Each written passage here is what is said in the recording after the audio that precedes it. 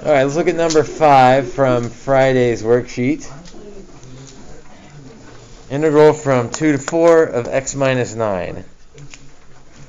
So, most of you got to the point where I think you were kind of just shortcutting these and figuring them out, and that's fine. Just to kind of show the process behind the shortcuts, I'm going to write it out. Because you can split them up. You can add or subtract integrals, and that's okay. So I'm going to make this integral from 2 to 4 of x dx. And then minus. And I'm looking up at what I know. And what I know is the integral from 2 to 4 of dx. So I can just put that 9 out front of that. And now this thing is written in terms of things that were given to me. So this is 6 minus 9 times this, which was 2. So 6 minus 18 is negative 12. That's showing all the work. Now, most of you probably didn't show this step. You probably showed this step, if anything at all. You may have just kind of figured it out and wrote negative 12, and that'd be okay.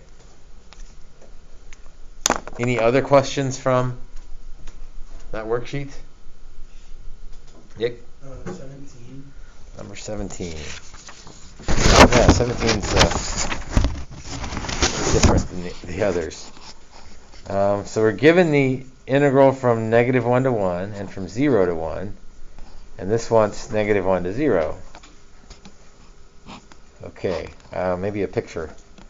So from negative 1 to 1, the integral is 0. That to me suggests, let's hold off on that then. 0 to 1 is 5. Whoops, 0 to 1. Whatever's going on, the area is 5. Positive 5.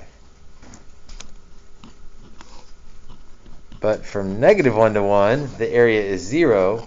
So that means whatever's going on over here, I don't know what's going on, but it better be a 5 on the below the axis in order to cancel them out.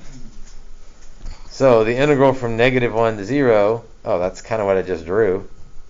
So what is the integral from negative 1 to 0? Negative 5. Good. There's one on the test that's even, I shouldn't say easier. I think it's easier than this one. It gives you the picture and then asks for the integral.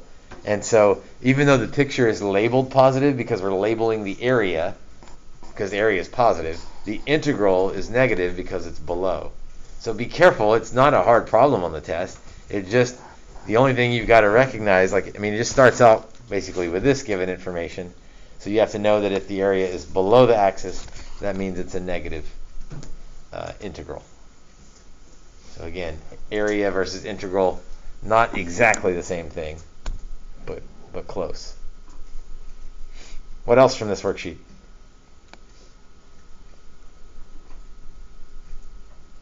Okay, good.